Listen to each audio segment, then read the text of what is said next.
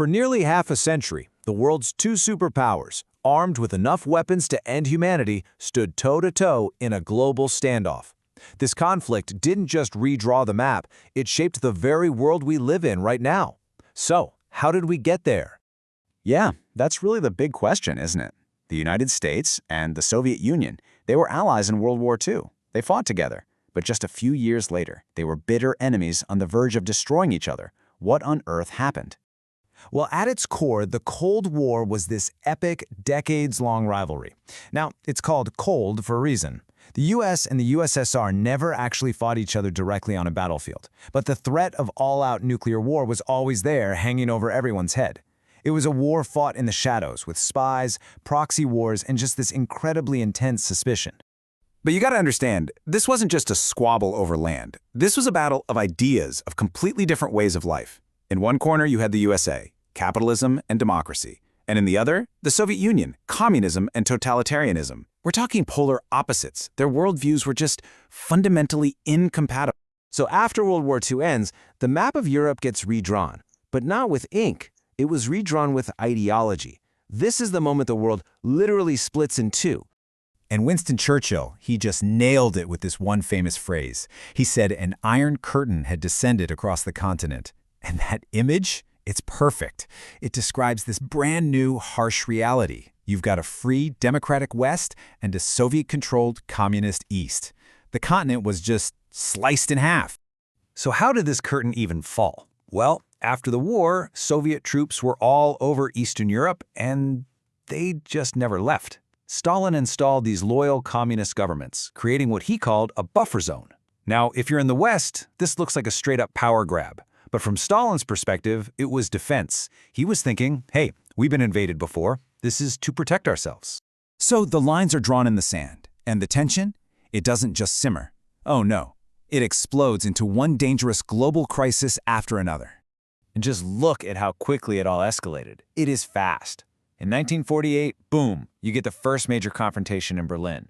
Just a year later, the Soviets test their own atomic bomb. So much for America having a monopoly on that. And then, by 1950, the Korean War kicks off, the first real proxy war. The world was just lurching from one crisis to the next. And that Berlin showdown? It was the Berlin airlift, really the first major battle of the Cold War. When Stalin tried to basically starve West Berlin by blockading it, the US and its allies responded with the biggest air relief operation in history. It was a massive victory for the West, both practically and symbolically. So with both sides now holding the power to destroy the world, this question, it stops being theoretical. For millions of ordinary people, it became a terrifyingly real concern. What do you do if the bomb drops? And that fear, it seeped into everything. You see it in stuff like the duck and cover drills. I mean, kids all across America were practicing hiding under their desks. Looking back, it seems almost comical, right? A wooden desk isn't going to stop an atomic bomb, but it was a very real sign of just how widespread that anxiety was. All this simmering tension was about to boil over. We're heading into the absolute peak of the conflict, the moments when the world came terrifyingly close to total annihilation. First up, the wall. Literally overnight, the city of Berlin was sliced in two. The Berlin Wall wasn't just concrete and barbed wire. It was this huge, ugly symbol of communist failure. It was a prison wall, built not to keep enemies out, but to keep its own citizens in. And then came this. Just 13 days. That's how long the entire world held its breath in October 1962. This was it, the single most dangerous confrontation of the entire Cold War. It all happened with terrifying speed. American spy planes discovered Soviet nukes in Cuba, just 90 miles from U.S. soil. The U.S. responded with a naval blockade, basically drawing a line in the ocean. Tensions got so high that a Soviet subcommander was one vote away from launching a nuclear torpedo. At the very last second, a secret deal was struck, and the world could finally exhale. Okay, so after staring into the abyss, both sides kind of realized they needed to pull back. The later years of the Cold War are a real mixed bag. You get periods of calm, some slick maneuvering, and some truly bizarre incidents born from decades of paranoia, all before the final collapse of an empire. And when I say bizarre, I mean bizarre. The paranoia led to some wild plans. Get this, the CIA actually tried to turn a cat into a listening device. The US military seriously considered nuking the moon just to show off, And because of a strange trade deal, Pepsi, for a hot minute, owned one of the largest navies in the world. Yeah, it was a weird. By the 1970s, things calmed down a bit. This period was called détente, which is just a fancy way of saying an easing of tensions.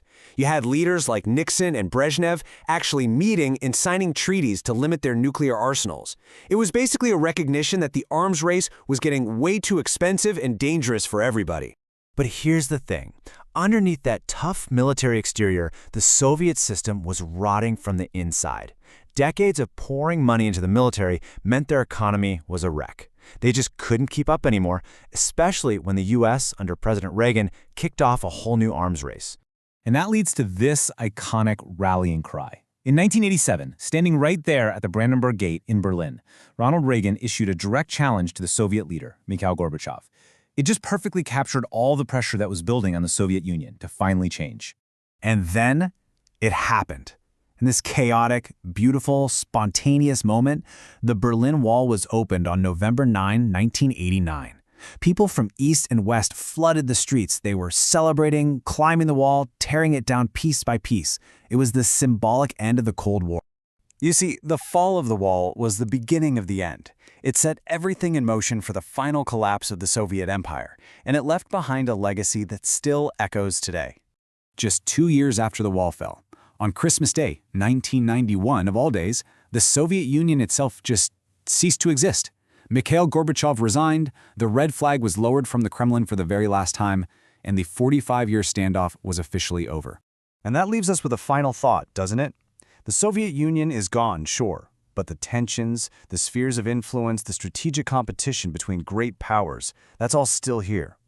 So while the Cold War as a historical event is over, you could say its echoes are still shaping the world we live in today.